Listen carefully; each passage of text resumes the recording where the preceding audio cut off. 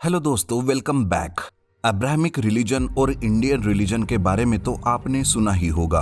दुनिया के सभी धर्मों को दो हिस्सों में बांटा गया है। पहले ग्रुप को अब्राहमिक रिलीजन तो दूसरे ग्रुप को इंडियन रिलीजन के नाम से जाना जाता है। अब्राहमिक रिलीजन इस ग्रुप में यहूदी, ईसाई और मुसलमान शामिल है, तो वही इंडियन धर्म वाले ग्रुप में बुद्धिस्ट, हिंदू और सिख जैसे बहुत सारे धर्म शामिल है, जिनकी जड़ें हमारे भारत देश से मिलती है। यानी इनकी स्थापना और इनकी शुरुआत भारत देश से ही की गई थी। अब्राहमिक रिलीजन को आसमानी धर्मों के नाम से भी जाना जाता है, क्योंकि ये सभी धर्म आसमानी किताबों को फॉलो करते हैं। मतलब कि ईसाइयों में बाइबल आसमान से आई किताब है, मुस्लिमों की कुरान भी आसमान से आई हुई किताब है और यहूदियों की बाइबल भी एक आसमान से आई हुई किताब है। कैसे यहूदी, ईसाई और मुसलमान इन अब्राहमिक रिलीजन के धर्मों का आपस में रिश्ता है और क्यों इन धर्मों को अब्राहमिक रिलीजन के नाम से जाना जाता है, आइए जानते हैं आज के इस वीडियो में। आपको बता दूं कि अब्राहमिक रिलीजन वाले ग्रुप में जो 3 धर्म शामिल है, ये सभी प्रॉफिट इब्राहिम से जाकर मिलते हैं, जिन्हें सभी अब्राहमिक रिलीजन में बहुत ज्यादा इज्जत और इम्पोर्टेंस दी जाती है। इन 3 धर्मों में यहूदी धर्म सबसे पुराना माना जाता है, इसके बाद आया ईसाई धर्म और फिर आया इस्लाम। इन तीनों धर्मों के धागे आपस में इस कदर गुत्थे हैं कि किसी एक के इतिहास को बाकी दोनों के इतिहास में झांके बगैर समझा ही नहीं जा सकता। हजरत इब्राहिम की कई संतानें हुई, लेकिन यहूदियों के इतिहास को समझने के लिए उनके 2 बेटों का जिक्र बहुत ही इम्पोर्टेंट है।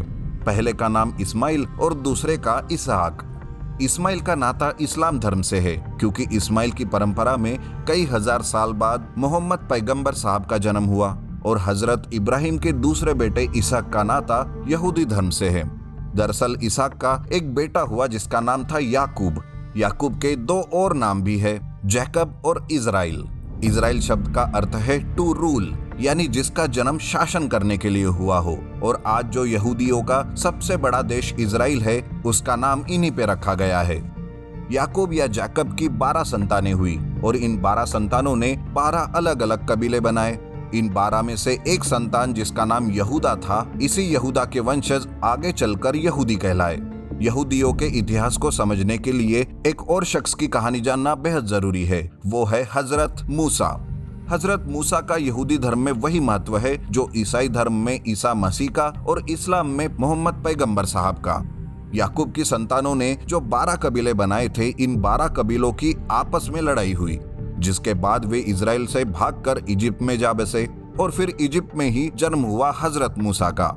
इजिप्ट में यहूदी लोग बेहद बुरी हालत में जी रहे थे। यहाँ वो एक रिफ्यूजी थे और उनके साथ वहाँ स्लेव जैसा बर्ताव होता था। फिर एक समय ऐसा आया कि इजिप्ट के राजा को ऐसा लगा कि हमारे राज्य में यहूदियों की संख्या बढ़ रही है और ये लोग आने वाले वक्त में हमारे लिए खतरा बन सकते हैं। इसलिए उन्होंने आदेश दिया कि सभी यहूदी लड़ाकों को जान से मार दिया जाए। यहाँ तक कि जो यहूदी लड़के बिल्कुल नवजात है, उन्हें भी मारने का आदेश जारी हो गया। उस वक्त हजरत मूसा भी बच्चे ही थे, लेकिन उनकी माँ ने किसी तरह उन्हें छिपा लिया। बाद में हजरत मूसा को इजिप्ट के ही राजा के परिवार ने गोद ले लिया, क्योंकि वो इस बात से अनजान थे कि मूसा एक यहूदी है। लेकिन हजरत मूसा को जल्दी ही पता चल गया कि वो एक यहूदी है। फिर एक दिन जब उन्होंने इजिप्ट में एक यहूदी गुलाम पर उसके मालिक द्वारा होते हुए जुल्म देखे, तो उनसे रहा नहीं गया और उन्होंने उस मालिक की ही हत्या कर दी। वे इजिप्ट से भाग गए, क्योंकि उन्हें लगा कि उनके बाद उनका भेद खुल जाएगा और सब जान जाएंगे कि वो यहूदी है। इजिप्ट से भागकर उन्होंने लाल सागर पार किया। ऐसी मान्यता है कि उसके बाद उन्हें एक रोज अपने ईश्वर का एक संदेश मिला। संदेश था कि तुम इस तरह से भाग नहीं सकते, तुम्हारा जन्म एक खास काम के लिए हुआ है। तुम्हें अपने सभी यहूदी भाई बहनों को इजिप्ट से बाहर निकालना है। ये संदेश मिलने के बाद वो वापस इजिप्ट लौटे और राजा को जाकर इस बारे में बताया। कहा कि वो इस इजिप्ट से सभी यहूदियों को लेकर दूसरी जगह जाना चाहते हैं। शुरुआत में तो राजा ने उनकी बात नहीं मानी, लेकिन कहते हैं कि इसके बाद इजिप्ट में महामारी फैलने लगी, लोग मरने लगे। फिर राजा को लगा कि यह सब इसीलिए ही हो रहा है क्योंकि उन्होंने यहूदियों के ईश्वर का आदेश मानने से इनकार किया। इसके बाद उन्होंने हजरत मूसा को सभी गुलाम यहूदियों को इजिप्ट से ले जाने पर सहमति दे दी। हजरत मूसा सभी यहूदियों को लेकर इजिप्ट से निकल गए। रास्ते में समुंदर था और ऐसी मान्यता है कि हजरत मूसा ने अपनी शक्तियों से समुंदर को 2 भागों में बांट दिया और फिर अपने सभी लोगों को लेकर वो समुद्र पार करके वापस पहुंचे माउंट सिनाई। कहते हैं कि यहाँ दोबारा ईश्वर ने हजरत मूसा को दर्शन दिए और यहूदी धर्म के 10 नियम बताए। यहूदी धर्म में इन्हीं को 10 कमेंडमेंट के नाम से जाना जाता है। हालांकि यहाँ तक की स्टोरी का कोई साइंटिफिक प्रूफ नहीं है, ये धार्मिक मान्यताएं है जो अब तक प्रचलित है।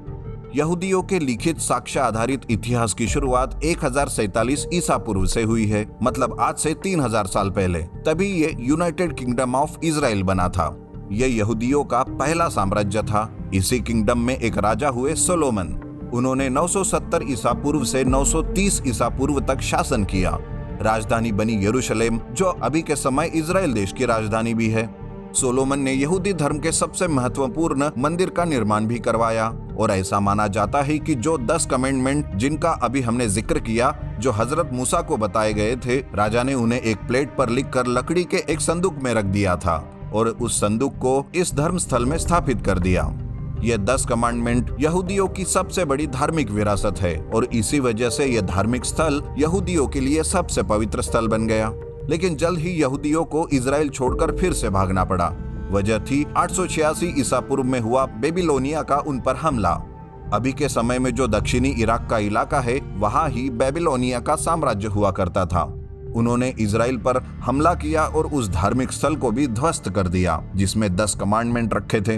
हालांकि 516 ईसा पूर्व में यहूदियों ने यह धार्मिक स्थल दोबारा बनाया।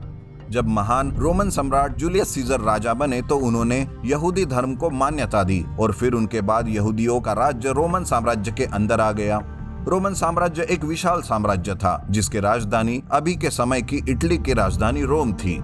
रोमन ने रोड नाम के एक व्यक्ति को यहूदियों का राजा बनाया और यरूशलेम एक बार फिर यहूदियों की राजधानी बनी, क्योंकि यही पहले यूनाइटेड किंगडम ऑफ इजराइल की भी राजधानी हुआ करती थी। राजा रोड ने सबसे खास काम ये किया कि जिस धार्मिक स्थल में 10 कमांडमेंट रखे थे, उसके चारों तरफ एक भव्य चबूतरे का निर्माण करवाया। इसी चबूतरे को टेम्पल माउंट कहते हैं। आज के समय में इस्लाम, यहूदी और ईसाई धर्म के बीच जो भी झगड़े हैं वो इसी टेम्पल माउंट पर अधिकार को लेकर है। ये तो हुआ टेम्पल माउंट से यहूदियों का नाता। अब समझते हैं ईसाई और इस्लाम कैसे इस कहानी में आए और उनका टेम्पल माउंट से क्या रिश्ता है। अभी से ठीक 2024 साल पहले इजराइल की राजधानी यरूशलेम के पास एक जगह बेथलेहम में जन्म हुआ ईसा मसीह का। जीसस क्राइस्ट जन्म से यहूदी थे। इस समय इजराइल में यहूदियों का शासन था। ये वही साम्राज्य था जिसकी शुरुआत राजा रोड से हुई थी। ऐसी प्रचलित मान्यता भी है कि जीसस क्राइस्ट का जन्म उसी मंदिर में हुआ जो टेम्पल माउंट के पास बनाया गया था। धीरे धीरे ईसा मसीह ने अपने आसपास के लोगों को उपदेश दिया। ईसाई धर्म में मान्यता है कि उन्होंने कई चमत्कार भी किए। उनको मानने वाले लोगों की संख्या बढ़ने लगी और लोग उन्हें एक महान संत मानने लगे। उन्होंने आगे चलकर ईसाई धर्म की नींव रखी और लोग उनके धर्म को मानने लगे। उनकी लोकप्रियता बढ़ने लगी, लेकिन जल्द ही उनके और यहूदी धर्म के संतों के बीच कथित तौर पर टकराव भी होने लगे। यहूदियों ने ईसा मसीह पर देशद्रोह का मुकदमा चलाया और फिर उन्हें क्रूस पर टांगकर मार डाला। बाद में क्या हुआ ये तो आप सभी जानते ही है। इस बारे में अगर आप नहीं जानते तो दिए हुए ऊपर की इस लिंक पर क्लिक करके आप देख सकते हैं। ईसा मसीह को जब क्रूस पर टांग दिया गया था तो उसके कुछ दिन पहले वो टेम्पल माउंट आए थे। उन्होंने उस धार्मिक स्थल की अपने हाथों से साफ सफाई की थी और यही वजह है कि टेम्पल माउंट ईसाइयों के लिए भी एक पवित्र धार्मिक जगह बन गया। ईसा मसीह की मौत के दोषी यहूदी लोग माने गए और यही चीज इन दोनों धर्मों के बीच कटुता की एक बड़ी वजह भी बना। ईसा मसीह के मौत तक तो रोमन और यहूदियों के बीच रिश्ते ठीक थे। यहूदियों की किस्मत में सबसे बुरा दौर तब शुरू हुआ जब टाइटस नाम का रोमन कमांडर आया, जो बाद में रोमन साम्राज्य की गद्दी पर भी बैठा। उसके समय रोमन और यहूदियों के बीच युद्ध की शुरुआत हो चुकी थी। 70 एडी में टाइटस ने इजराइल पर हमला किया और दूसरी बार यहूदियों के मंदिर जो टेम्पल माउंट पर बना था उसे तोड़ दिया। यहूदी लोग फिर एक बार इजराइल छोड़कर भागने पर मजबूर हुए। इस हमले के बाद आज तक यहूदी अपने उस मंदिर को फिर से नहीं बना पाए। इस हमले के बाद रोमन लोगों ने यहूदियों को पूरी तरह से वहां से भगा दिया और उस इलाके का नाम रखा फिलिस्तीन। रोमन साम्राज्य ने यहूदियों को यरूशलेम से भगाया था। इसके बाद यहूदी दुनिया भर में तितर बितर होकर घूमने लगे। 306 ईस्वी में कॉन्स्टेंटीन नाम का व्यक्ति रोमन साम्राज्य का राजा बना तो उसने यरूशलेम में जहां ईसा मसीह को दफनाया गया था वहां एक चर्च बनवाया। आगे 380 ईस्वी में रोमन साम्राज्य ने ईसाई धर्म को अपनाया। स्टेट रिलीजियस तक रोमन साम्राज्य रहा और तब तक यहूदियों का यरूशलेम में घुसना मुश्किल हो गया। वो दुनिया भर में भटकते रहे। अब समझते हैं इस्लाम की कहानी। 570 ईस्वी में मक्का नाम की जगह पर जन्म हुआ मोहम्मद पैगंबर साहब का। मक्का सऊदी अरब में मौजूद है, जो इजराइल के पड़ोस में ही एक देश है। वहां उन्होंने इस्लाम धर्म की नींव रखी। अब इस्लाम में ऐसी मान्यता है कि पैगंबर मोहम्मद साहब ने एक रात में स्वर्ग तक की यात्रा की थी।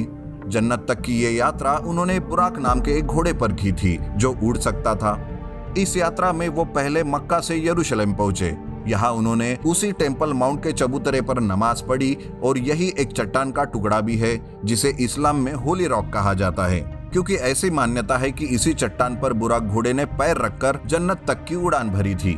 इसी मान्यता की वजह से इस्लाम के लिए भी टेम्पल माउंट एक खास जगह बन गई। 638 ईस्वी सन में रोमन साम्राज्य के खात्मे के बाद यरूशलेम पर इस्लाम धर्म का शासन हो गया। यरूशलेम मुस्लिम शासक उमर के कब्जे में आ गया। उन्होंने टेम्पल माउंट पर नमाज पढ़ी और फिर 700 ईस्वी सन में टेम्पल माउंट में उस जगह जहां होली रॉक था गोल्डन डोम का निर्माण किया। ये वही गुंबद है जो आज भी यरूशलेम में टेम्पल माउंट पर बना हुआ है। साथ ही टेम्पल माउंट की उस जगह जहां मोहम्मद साहब ने जन्नत की यात्रा करने से पहले नमाज पढ़ी थी वहां अल अक्सा मस्जिद बनाई गई। यहाँ एक बात बता दूं कि जिस चबूतरे को यहूदी लोग टेम्पल माउंट कहते हैं, मुस्लिम लोगों के लिए उसका नाम हरम अल शरीफ है। लेकिन उमर ने यहूदियों से कोई बैर नहीं रखा। उसने यहूदियों को वापस यरूशलेम में आने की इजाजत दे दी। 1100 ईस्वी सन में यहूदियों और मुस्लिमों के बीच धार्मिक युद्ध छिड़ा जिसे क्रूसेड कहा जाता है, और इसी क्रूसेड की लड़ाई में एक बार फिर यरूशलेम ईसाइयों के कब्जे में आ गया। इस बार ईसाइयों ने मुस्लिम के साथ साथ यहूदी इन दोनों धर्म के लोगों का यरूशलेम में भीषण कत्लेआम कर दिया, ऐसा इतिहास में दर्ज है। ये यहूदियों का यरूशलेम में तीसरा नरसंहार बताया जाता है, जो हर बार यरूशलेम में आते, बसते और फिर उन्हें वहां से भागना पड़ता। कुछ वर्षों बाद इतिहास ने फिर करवट ली।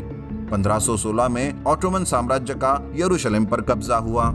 ये एक मुस्लिम साम्राज्य था। ऑटोमन साम्राज्य के समय एक चीज अच्छी हुई कि यरूशलेम शहर को इस तरह से विकसित किया गया कि तीनों धर्मों के लोगों के रहने के लिए यहाँ अलग अलग हिस्से बना दिए गए। यह शहर आज भी इसी नक्शे के हिसाब से बना हुआ है। टेम्पल माउंट की एक दीवार यहूदियों के हिस्से से जुड़ी है जिसे वेस्टर्न वॉल कहा जाता है। आज के वक्त में टेम्पल माउंट मुख्य रूप से इस्लाम मानने वालों के धार्मिक स्थल के रूप में जाना जाता है। इसके केवल एक हिस्से वेस्टर्न वॉल के पास जाकर यहूदियों को अपनी पूजा पाठ करने की अनुमति है। टेम्पल माउंट के अंदर गोल्डन डोम और अल अक्सा मस्जिद है, जो आज के वक्त में इस्लाम मानने वालों का धार्मिक स्थल है। इतिहास के पन्नों में यहूदियों, ईसाइयों और मुसलमानों के रिश्ते सदियों से उलझे रहे हैं। तीनों धर्मों की जड़ें जो हजरत इब्राहिम से शुरू होती है, उन्होंने समय के साथ सत्ता और धर्मों के टकराव के बीच संघर्ष को जन्म दिया। यरूशलेम जो कभी यहूदियों का पवित्र नगर था, ईसाइयों और फिर इस्लाम के प्रभाव में आया। हर नए विजेता ने इसे अपने धर्म के अनुसार परिभाषित किया। धर्मस्थल बने, गिरा दिए गए, उनकी जगह नए धर्मस्थल फिर से बनाए, और यहूदी जिन्हें इस इतिहास ने बार बार विस्थापन का शिकार बनाया, आज भी यरूशलेम के टेम्पल माउंट पर अपना दावा करते हैं, जबकि ईसाई इसे ईसा मसीह के जीवन और बलिदान से जोड़ते हैं। ये जगह इस्लाम के लिए वही स्थान है जहां मोहम्मद पैगंबर जी ने जन्नत की यात्रा शुरू की। यही वजह है कि इन पर अधिकार को लेकर तीनों धर्मों के बीच संघर्ष अब तक जारी है। यहूदियों की हजारों साल की यात्रा, ईसाइयों का प्रसार और इस्लाम का उदय, तीनों का इतिहास एक दूसरे से इस कदर जुड़ा हुआ है कि इसे अलग अलग करके देखना नामुमकिन सा है। लेकिन क्या इतिहास हमें ये सिखाता है कि संघर्ष सुलझ सकते हैं, या फिर धर्म, राजनीति और पहचान का ये युद्ध आने वाले सदियों तक यूं ही बना रहेगा? शायद इस सवाल का जवाब इतिहास में कम और भविष्य के हाथों में ही ज्यादा है। तो दोस्तों, आज आपको अब्राहमिक रिलीजन का इतिहास जानकर कैसा लगा?